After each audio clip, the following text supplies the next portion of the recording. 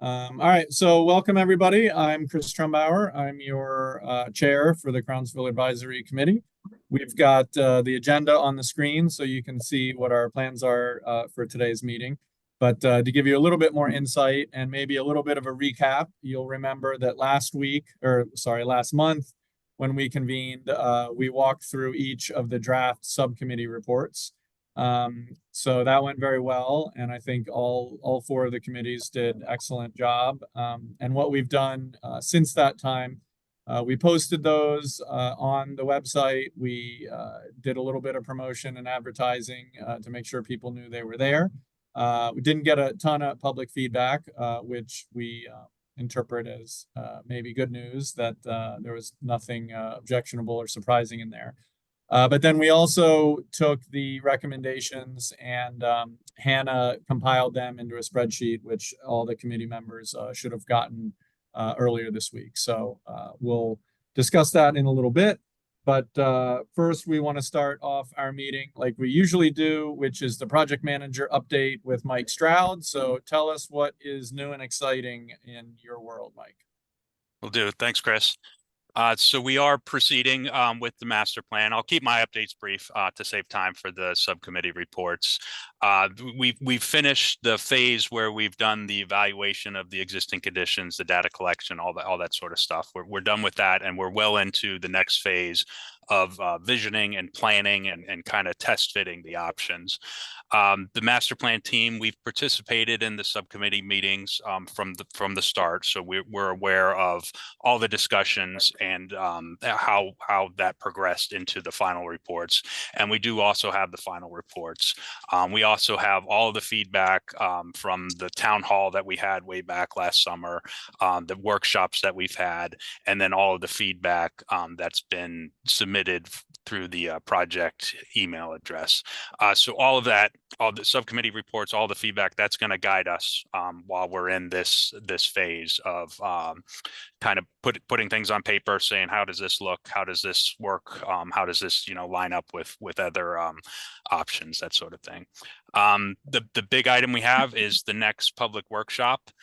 Will be on July 11th. That's Thursday at 6 p.m. and it's at the Rolling Knolls Elementary School. And on the project website, I'm going to drop that link. I think most people know it, but I'm going to drop it in the text just in case. On that website, we do have a link to RSVP. That's helpful for us if folks do RSVP. That builds our database of email addresses for future correspondence, that sort of thing, and then lets us plan how many attendees we may have. So we encourage you to RSVP for the next public workshop. That's all I had. I'll turn it over to Design Collective, Cecily and their group. Cecily, if you had any updates or if I covered it all. Mike, I think you did a great job. And yes, our whole team is preparing for the next workshop. We're really looking forward to it because this is where we get to show some of the concepts to the public and get input and feedback on those concepts. So if anyone is listening and thinking, oh, I've already been to the first workshops, please come out to this one. This is where you can see the results of your input and how that might look in the new master plan. So we welcome you and we're looking forward to that one. Thank you, Chris. Thanks, yeah, Cecily. Well, thanks, Mike and Cecily. And just to clarify and build that out a little bit, what folks can expect on July 11th is that you will be sharing some initial visual concepts. Is that correct? And that is correct, yes. And so these, you guys have been working with the committee every step of the way, right? So even though we're just finalizing our official recommendations for the master plan, you guys are going to be presenting on July 11th these kind of initial draft concept plans and looking for public feedback on those. And that will be incorporated into the ultimate master plan that comes out later this summer. Is that right? Yes, that's correct, Chris. And there is time, right? This is the first time that people will be seeing the concept plans. They do reflect as Mike said, the input that we've received all through this process, whether it be at the first introductory community workshop, the second introductory workshop, the town hall previous to our engagement, but we were there in attendance nonetheless. as well as all of the discussions and the final reports from the subcommittee meetings. So it is informed by those. That doesn't mean that everyone will see everything that they want, and there might be some options that are, rise to the surface. So this meeting is very important to get feedback on, what looks good, what do we miss, what are some things that still need to be studied, and there will be time post that workshop where we will be refining all of those plans and our recommendations for the master plan. Very cool. Well, I, for one, am very excited to see that. I'm sure others are as well. I'm sure there'll be some things we love, maybe some things that we have questions on, but that's all part of the process. And as you reiterated, these are just initial concept plans. No decisions have been made, but I think it'll be, I'm a very visual person, so seeing things visually instead of, an Excel sheet full of recommendations, that'll be very exciting for the process. So thank you in advance, and please mark your calendars, folks, if you can attend that July 11th meeting. Please do, and help spread the word so we can get stakeholders there as well. All right, so before we march into the main event, which is just discussion over the final recommendations, something that came out of the Health and Wellness Committee, which we discussed a little bit before, was the idea of having a equity statement and doing some more work around that. So thanks to Pam Brown and her committee for that recommendation. And so what we've discussed internally is actually forming an ad hoc subcommittee to do a little bit of work around that. And we've asked Asha from our team to lead that. And so how this is going to work is today is June 27th. At the end of this meeting, I'm going to propose that our next meeting is September 26th. So we're going to take a little hiatus during the summer until we're ready to react to the ultimate draft master plan, which should come out around that time. So in between now and then, we're going to ask Asha to convene her ad hoc subcommittee to do some work around equity statement and guiding principles. So what you can see, Hannah has shared kind of our draft charge that we just came up with to kick us off. But if this is something that you would like to participate in, I'm sure Asha would welcome the help, and we'd ask that you contact Hannah Dyer, who's kind of our overall coordinator, to express your interest, and then we can get you connected to do work on this ad hoc subcommittee on equity. Does that sound about right, Pam and Hannah? And I'm not sure, do we have Asha on today? Yeah, Asha did join. Oh, great. Okay. But that Pam and Asha, please feel free to chime in. But I think you've explained everything we've discussed.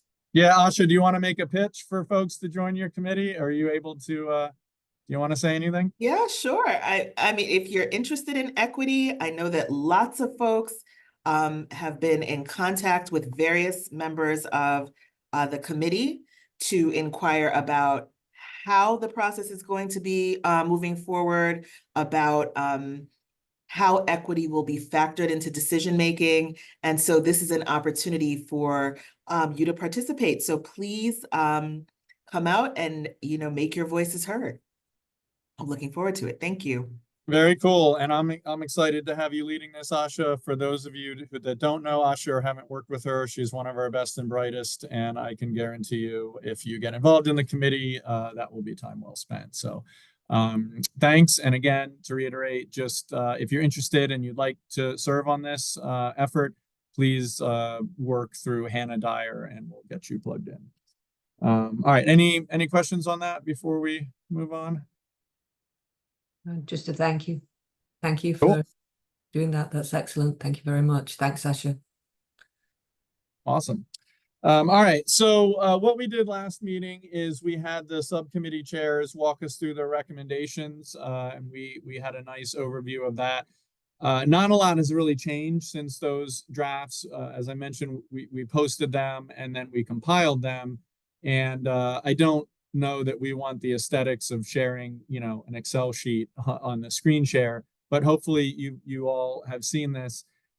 So the final subcommittee recommendations are compiled in this spreadsheet They're grouped by the subcommittee. Also, you could sort it by theme and recommendation, and then they're listed by the priority level. So because nothing has really changed since what was presented last week, I don't know that that it's productive to go through them again. But since everyone has had the chance, hopefully, to see them all compiled and get a sense of the total recommendations, we're looking at 77 total recommendations. I think 3 committees prioritize them as high or medium, and we've got 35 categorized as high priority, 19 as medium. There are some that are kind of related to others, but I don't see a lot of duplicity or repeat things. I think it's a pretty good list. So what I was thinking for this committee is just overall thoughts or reactions, if there are any, or if you have any questions or you want to talk through any of them. So I want to open it up to committee members for thoughts or reaction to the final composition of the recommendations, if there are any. Raise your hand or signify by waving your arms around, and I'll see it. Scott, you got a question or a comment? My comment is that I'm sorry I wasn't on the last meeting because I was out of the country and I was 6 hours ahead of you guys. So yeah, well, it was your loss because Erica subbed in for you, and we really liked her better than you. So I'm sorry, but let me tell you, Erica is a rock star, and I can't say enough good things about how wonderful she's been.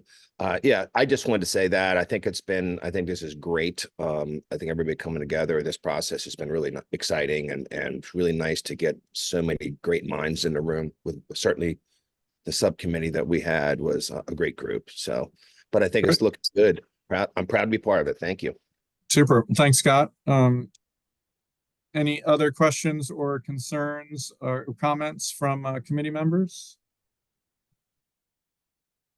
I was quite surprised that there wasn't more crossover. I expected there to be more, but I think it shows how seriously each committee took its charge, that they really drilled down into each of their areas.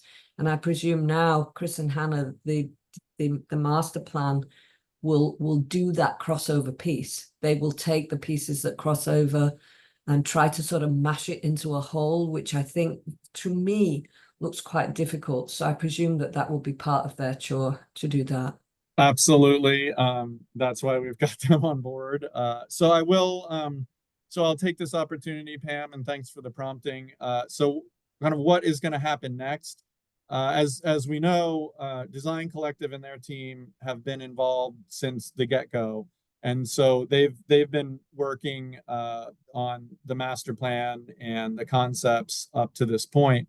What we're going to submit now in terms of our advisory committee recommendations will be a big foundational part of what will ultimately be in the master plan.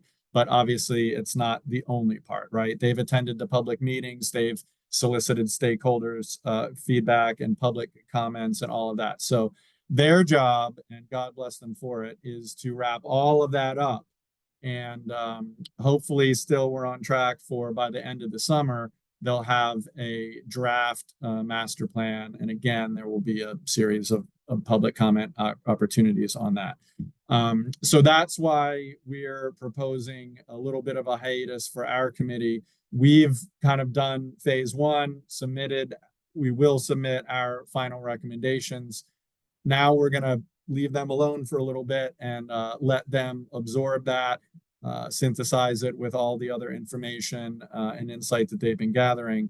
And then we're going to reconvene in a couple months and see what they've come up with, because at that point it will be important for the advisory committee to react and get involved in that draft master plan. So that is what our agenda looks like from here. And then I will also remind everybody that there are other things going on with Crownsville outside of this. We've got Janice Hayes Williams and her oral history program. We've got the cemetery memorial happening. We've got a lot of other things that are still moving, and they're all related, but tracking somewhat independently, I guess. Okay, so I'm gonna do one last call. If there's any comments or questions on any of the specific 77 recommendations from our subcommittees. Seeing none, then I think I'm gonna proclaim a consensus that will adopt these subcommittee recommendations. And then what Hannah and her team are going to do is we are going to package these up into a memo that will go to the county executive and to Design Collective and kind of officially submitting them. And what we'll do is we'll gin up a draft and we'll share it with the committee so you guys can take a look and react to it before we finalize it and send it. We want to make sure everybody's good. But that's largely going to be the mundane work of formatting all of this in a Microsoft Word document or something. So we will take care of that. And Hannah, what do you think a reasonable timeline to expect us to put that together is? So I'm gonna try and send it out before July 4th, but if possible, you know, maybe by the end of the day tomorrow, we're trying to get it out so that it can be submitted as soon as possible. Okay, well, very good. So keep your eyes out for a draft sometime in the next week, depending on probably external factors and Hannah's availability. But we will get this out. It'll be a pretty short memo. You know, we're not looking to add a lot of fluff, but we do want to present this formally, and then we'll include all the recommendations essentially as you see them in the spreadsheet. All right, so that actually that's a great kind of point to celebrate ourselves a little bit. I think over the past several months, a lot of work has happened in the subcommittee level. I know as the advisory committee members, we were involved, but really a lot of the work happened by folks that were in the subcommittees and not necessarily on the advisory committee. So I want to take a moment and thank all of them. I'm certainly proud of the work that you all and all of us together have accomplished to this point. So we're kind of putting to bed phase one, and now I hope that we'll all get excited for phase two, which is when hopefully the fruits of our labor will become realized and we'll start to see what the future of Crownsville may actually look like. And the master plan is going to be a part of that. But as the county budget officer, I like to remind us all, we're going to have to see, okay, here's the vision, here's what we want to do, and then we're going to have to find ways to identify resources to implement that. And as I'm fond of saying, this is going to be a generational project. So it's going to continue for many years to come. But this is where it all started. So I hope that you are proud, as I am, that this committee has done. So with that, I think I'll open it up to any general comments or questions for committee members. I will announce that we're going to tentatively plan our next committee meeting to be September 26th, which is a Thursday, probably noon again, but we'll follow up a little closer to the date. If for any reason the timeline shifts, if the master plan draft gets delayed or something, then we reserve the right to push back the meeting. But we're going to go ahead and set it tentatively for the 26th of September so you all can get that on your calendars. I know summer is a busy time for folks, so we want to make sure you can get that on. So any questions or comments from committee members? And then after that, we'll open it up to the public. Oh, okay. Well, thank you again. Oh, go ahead, Joyce. You have something? Yes, I do. Yeah, thank you for all your work. Well done. My question is about the concept of affordable housing relative to the vision and the mission of the Memorial Park. Can you comment on that? How it fits in with the concept? Sure. So I think that housing was one need that was identified not only by the administration, but by the Health and Wellness Committee. So there's a few recommendations along those lines, which you can see in the spreadsheet. I also think that the county executive has been very clear in his vision for the site that I hope most of us share, that we're not looking to do any large scale development on that site. It is a park, and we do want to stay true to the vision for preserving the natural environment that's there and also acknowledging the cultural history there. So I think that there could be potential for some targeted specific housing needs, but I don't really think it's realistic to expect that there would be a large housing component to the site. But we're still early in the process. I don't want to say we're doing this, we're not doing that. I want to let the master plan process play out. But that's my read with the the vision for the site. Wouldn't expect anything large scale, but maybe something targeted to address specific needs for specific communities. Does that help answer your question, Joyce? Yes, sir. I guess my thought was that the need for rehab facilities on site for mental patients and people with PTSD, etc., was a higher priority than adding what was described as housing, nondescript housing, regardless of income or whatever, called affordable housing. Okay. Well, thanks for sharing your comments, and I think certainly housing and all the broader behavioral health needs will be very prominently considered, in the master plan. So thanks. Any last call for committee member comments? Okay, I think we're good then.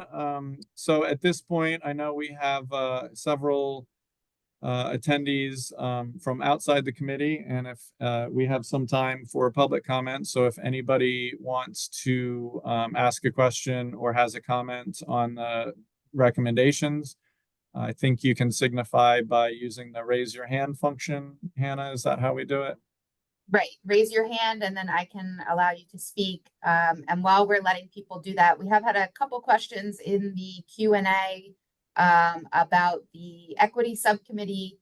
And so anyone who's interested in joining that can email me. I put my email address in the Q&A, but it's Hannah, HANNAH.Dyer, D as in dog, IER, @aacounty.org to express your interest in volunteering for that subcommittee.